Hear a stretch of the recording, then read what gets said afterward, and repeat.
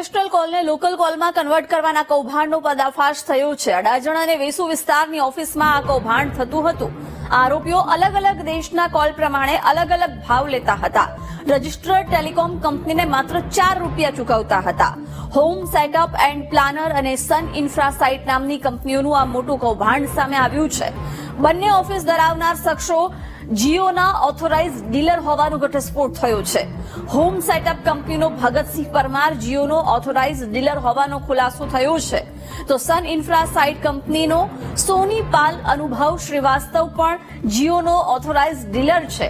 અડાજણની home setup કંપનીમાંથી પોલીસને 500 જેટલી લાઇન મળી છે। વેસુમાં સન ઇન્ફ્રાસાઇટ પ્રાઇવેટ લિમિટેડ કંપનીમાંથી 250 જેટલી લાઇન મળી છે। તો જીઓ કંપનીની ફરિયાદના આધારે પોલીસે બંને ઓફિસમાં દરોડા પાડ્યા હતા। બંને ઓફિસમાંથી પોલીસે સીપીયુ, રાઉટર, ડોંગલ અને મોડેમ કબજે કર્યા છે। ઓફિસોમાં નાનકડો રૂમ રાખીને ત્યાં કોમ્પ્યુટર, સીપીયુ સહિતની સિસ્ટમ ફિટ કરવામાં આવી હતી। પોલીસે ભગતસિંહ પરમાર અને સોની પાલ અનુભવ શ્રીવાસ્તવ સામે ગુનો નોંધ્યો છે। આરોપીઓ જીઓની એસઆઈપી લાઇનમાં વિદેશથી આવતા કોલને ડાયવર્ટ કરતા હતા। ઇન્ટરનેશનલ કોલને લોકલમાં કન્વર્ટ કરીને ભારત સરકારને આર્થિક નુકસાન કરવામાં આવતું હતું। સુરતમાંથી ઇન્ટરનેશનલ કોલને લોકલમાં કન્વર્ટ કરવાનું મોટું રેકેટ એટીએસ અને સુરત એસઓજી ટીમે ઝડપી પાડ્યું છે।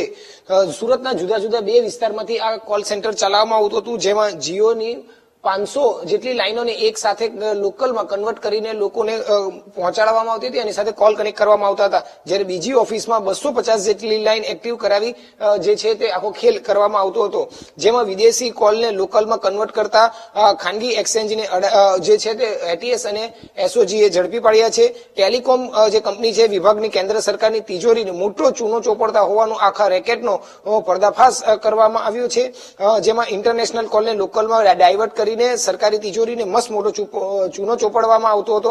વિદેશી કોલને લોકલમાં કન્વર્ટ કરતી આ ખાનગી એક્સચેન્જ કંપની છે તે અડાજણ પાટિયા ખાતે આવેલા જોયાઝ હબ છે તેમાં ચાલતી હતી, જ્યારે અન્ય એક કંપની જે છે તે વેસુના એક્ઝિક્યુટિવ શોપર્સમાં ચાલતી હતી। ત્યાં જે એસઓજી અને એટીએસે દરોડા પાડ્યા હતા અને આ બિલ્ડિંગમાં જે છે તે બિલ્ડિંગમાં home setup and private planner company જે છે લિમિટેડ તેમાં ચાલતી હતી અને માત્ર આ એક મોટી ઓફિસ આવે છે। ઓફિસની અંદર એક નાની અમથી ઓફિસે એ લોકો રાખી લેતા હોય છે, જેમાં એક કોમ્પ્યુટર, એક સીપીયુ, રાઉટર જ મૂકવાની જરૂર હોય છે અને તેમાં એક સાથે 500 જેટલી લાઈન તેઓ લેતા હોય છે। અને વેસુના આ એક જે ઓફિસ છે તેની અંદર આ પ્રકારે કામ ચાલતું હતું। તે જ રીતે અડાજણ પાટિયાની પણ જે ઓફિસ છે તેમાં આ પ્રકારે કામ ચાલતું હતું, જેમાં અનઅધિકૃત રીતે વિદેશી કોલને લોકલમાં કન્વર્ટ કરતા હતા અને તે અનઅધિકૃત રીતે લોકલ માર્કેટિંગ અને ગેમિંગ જે કંપનીઓ હોય છે તે પોતાના માર્કેટિંગ માટે કરતી હોય છે, જેનો છેતરપિંડી માટે પણ ઘણી વખત ઉપયોગ કરી શકાતો હોય છે।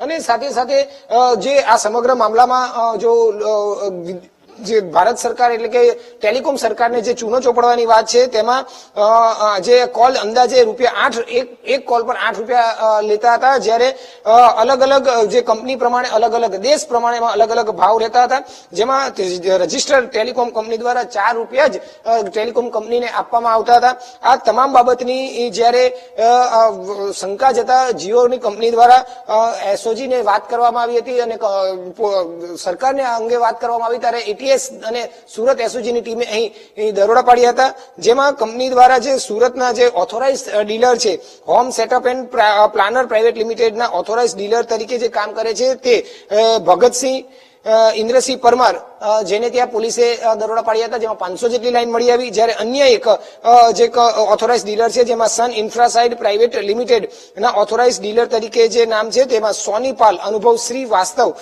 જે વેસુ ખાતે આ પ્રકારે ઓફિસ ધરાવતા હતા, તેને ત્યાં પણ આ રીતે દરોડા પાડવામાં આવ્યા હતા અને એક જગ્યાએથી 500 જેટલી લાઈન અને બીજા વ્યક્તિ પાસેથી જે છે તે 250 જેટલી લાઈન મળી આવી છે, જે ખરેખર ઇન્ટરનેશનલ એટલે કે વિદેશી કોલને લોકલમાં કન્વર્ટ કરતા હતા અને આ તમામ 500 લાઈન એક જ નંબરથી ડાયવર્ટ થતી હતી અને તમામ લોકોને એક સાથે એક જ નંબર પર ફોન જતા હતા, જેને કારણે મસ્ત મોટું જે કૌભાંડ આચરવામાં આવતું હતું તે પ્રકારનું સામે આવ્યું છે। હાલ તો પોલીસે આ બંને સામે ગુનો નોંધ્યો છે।